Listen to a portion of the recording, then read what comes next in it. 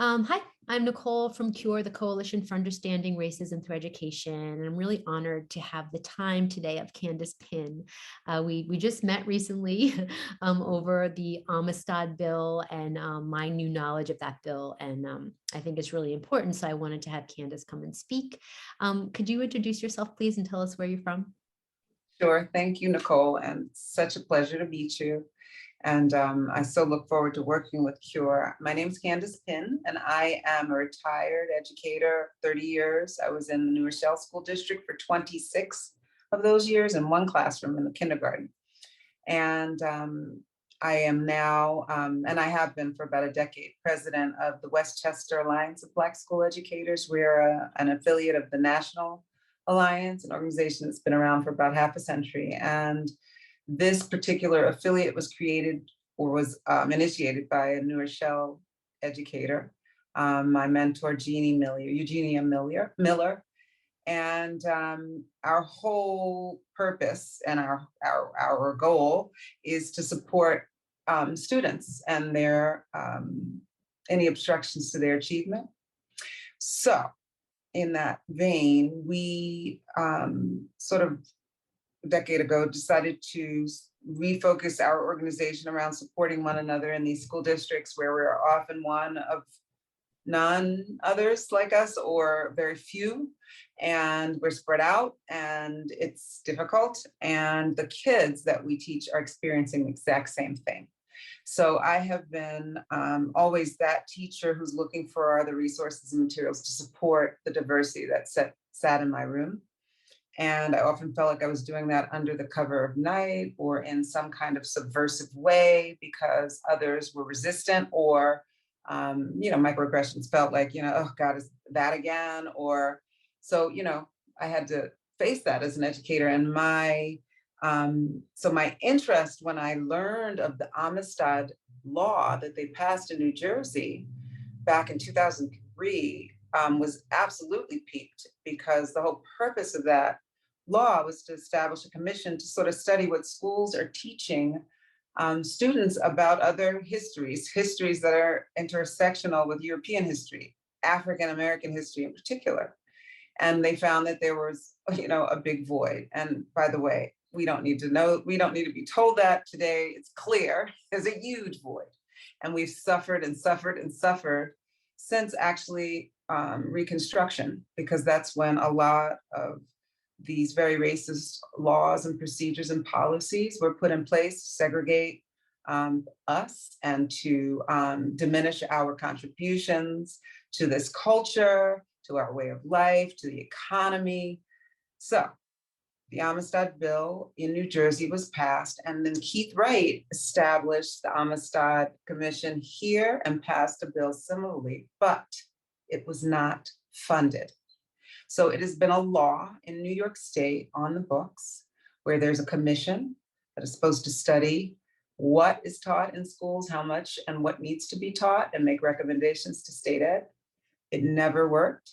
It never was fully, the commission was never fully staffed, and I'm talking volunteer, and the most they managed to do in 17 years is host a website with lots of resources and materials, things that your and my organization do for our constituency and community all the time. Nothing more, really not a lot. They had some say, a recommendation about the standards, it's very weak, just not, okay. So in 2005, I sort of took up the mantle to start sort of investigating with our legislators, like what can we do?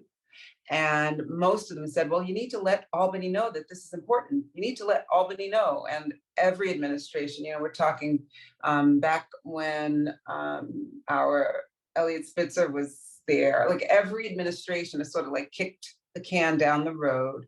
And none of our legislators have had, the support of their constituencies, they claim, or the body to pass the law and, to amend the law and move it from cultural affairs to education, establish the commission, fund it, all of that. So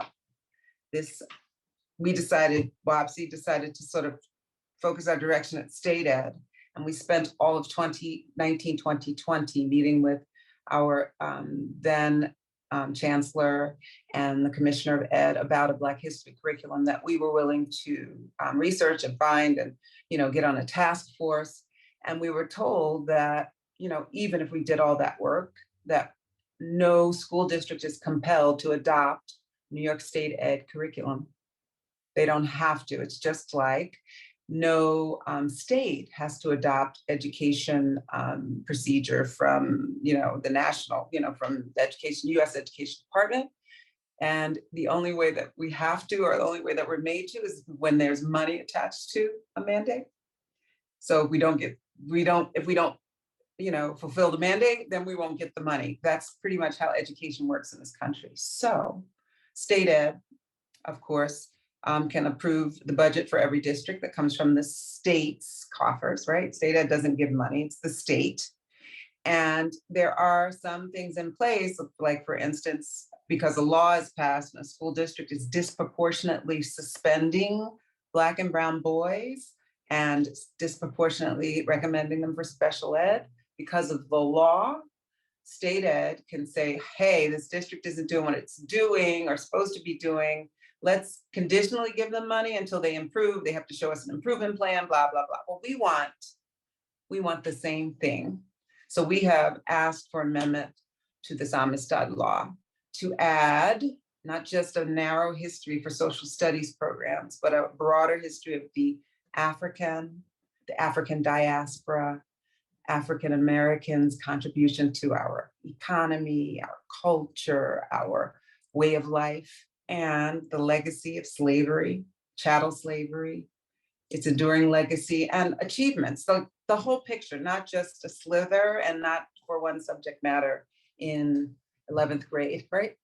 So that's really the crux of it. And then some language in there that will help states and school districts support, what they're spending their money on. Like there'll have to be, some kind of quality control. There'll have to be some teacher training. There'll have to be some metrics for them to do well. There will have to be accountability. So this is what we've been fighting for. And we have a champion assembly member, Stephanie Zinnerman, who has successfully garnered all of the support in the state, including state ed. And we are right there trying to get that support so that it will pass in this legislative session, so it can be implemented in 2022-23 school year. So that's my story. It's a lot. Yeah. So can you talk a little bit about, so it'll have teeth because it'll have funding, and it'll also have this sort of auditing process. If it's not going well, someone can come in and say, these pieces aren't working, you need more professional development. And so that's why it has some teeth.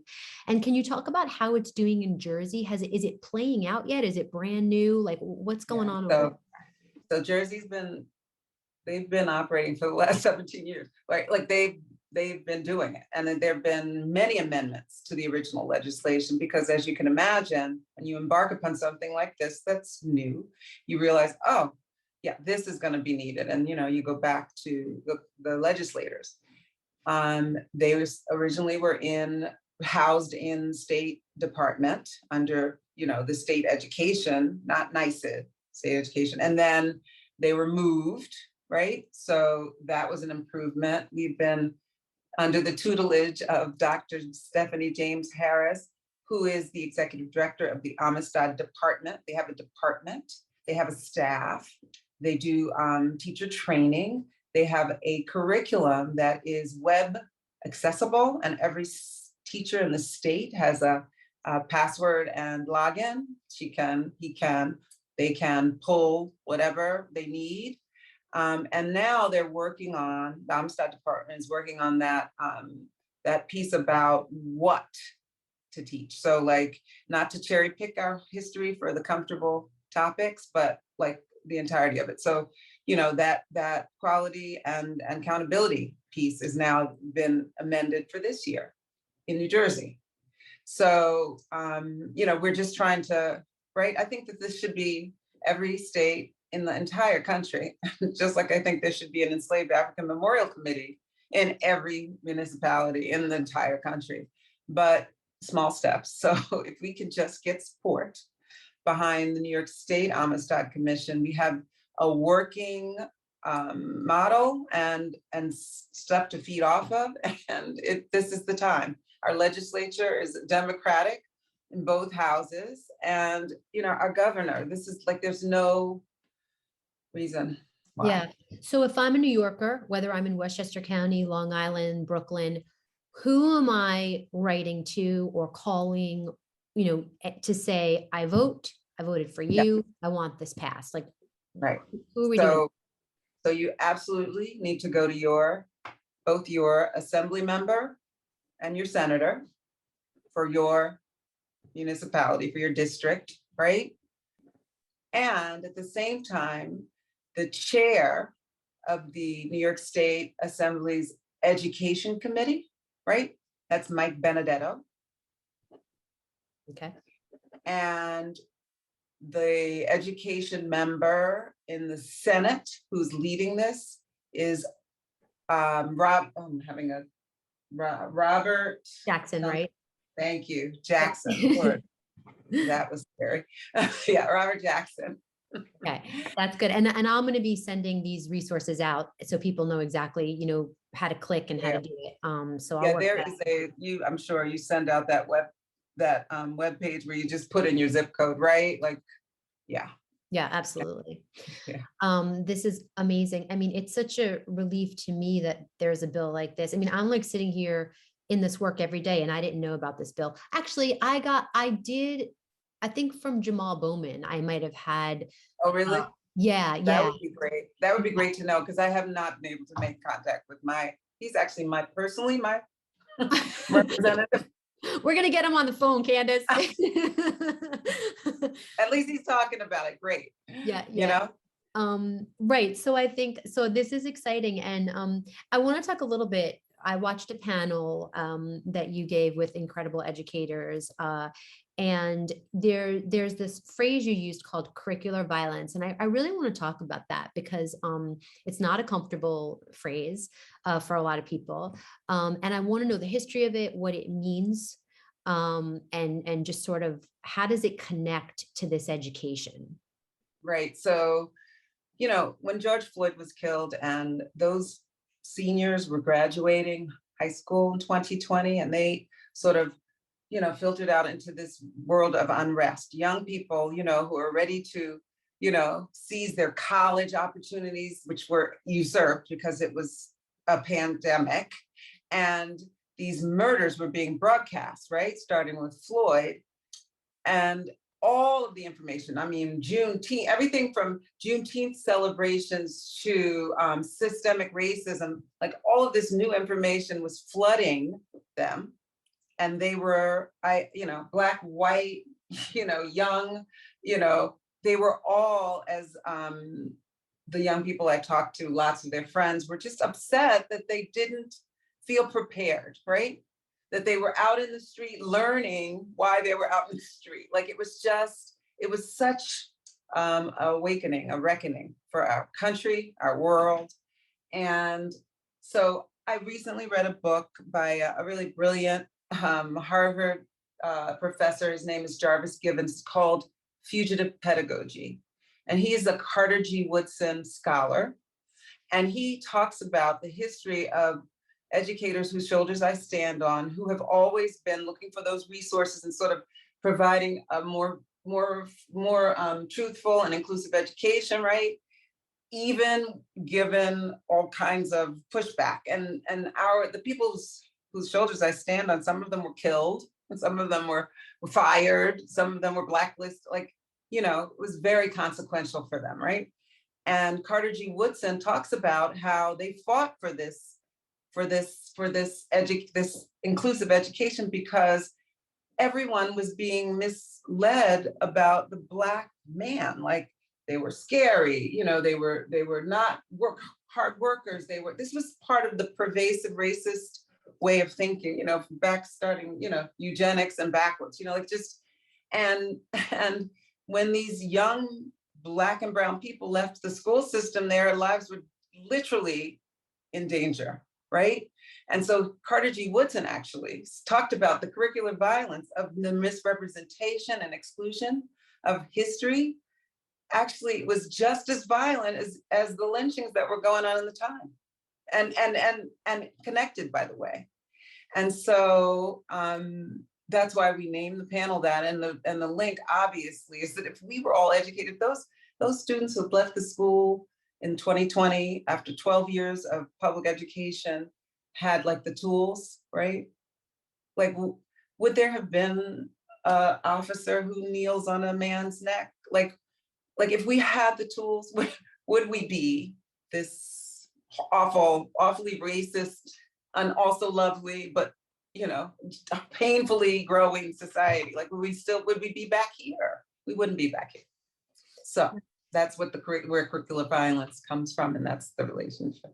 Yeah, I think that our side of this fight, is nuanced in their thinking. And we say things like defund the police and curricular violence, and it's important that we say them. And I really agree with them.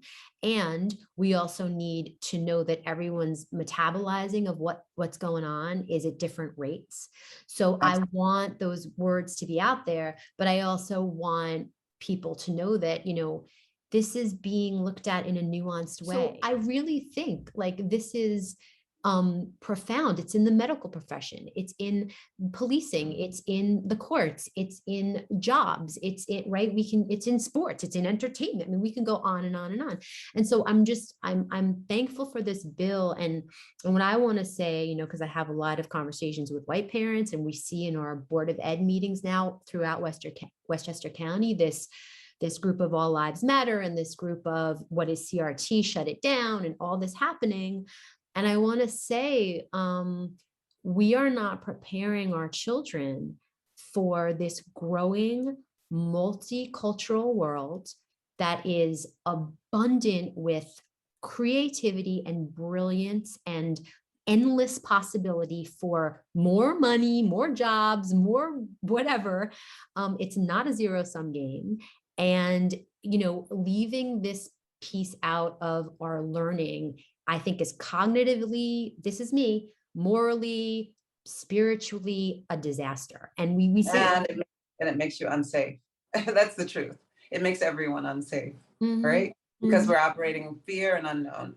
And what's at the bottom of all of what you said is this dehumanization thing that we do when we're fearful, right? So we fear those criminals, they're not human, right? We fear the immigrant, they're not human. It's those people, those, or whatever, the othering, right?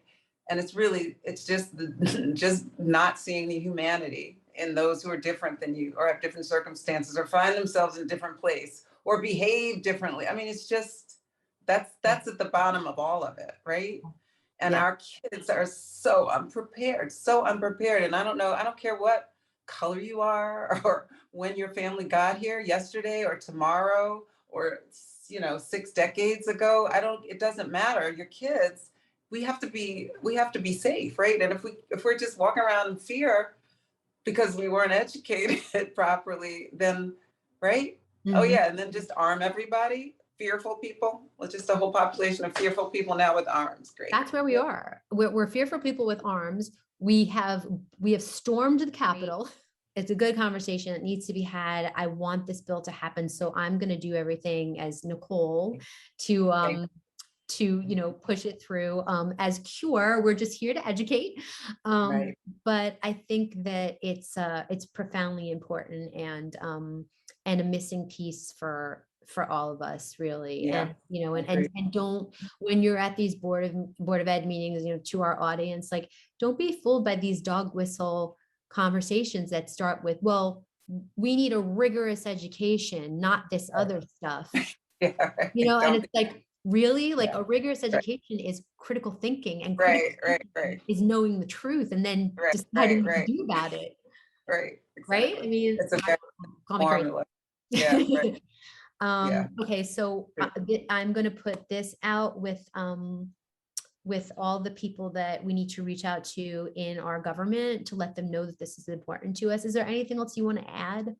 Yeah, no, I feel like, yeah, just as soon as and as many as you, the last thing I need you to know is that our hero and the legislator who's actually gotten this to be introduced in the assembly, Assembly Member Stephanie Zinnerman, has said that when she talks to her colleagues, they all tell her, I don't hear from my constituency about this issue. And that makes a bill sort of hang out in committee forever. Mhm. So there's one thing that I can impress upon, your constituencies, my constituencies, the coalition and concerned parents, is that if they don't hear from you, it's a squeaky wheel situation. That's how politics work. And And what's the so timeline on this, Candace? so the legislative session ends in June. They are in legislative session now. We want this bill to be introduced on the floor. We want it to be law. So now, sorry, Okay, the timeline is now. now. Okay, thank you so much for your time. I really appreciate it. So much, Nicole. So nice to meet you too. Me We'll too. talk very soon, I'm sure. Absolutely.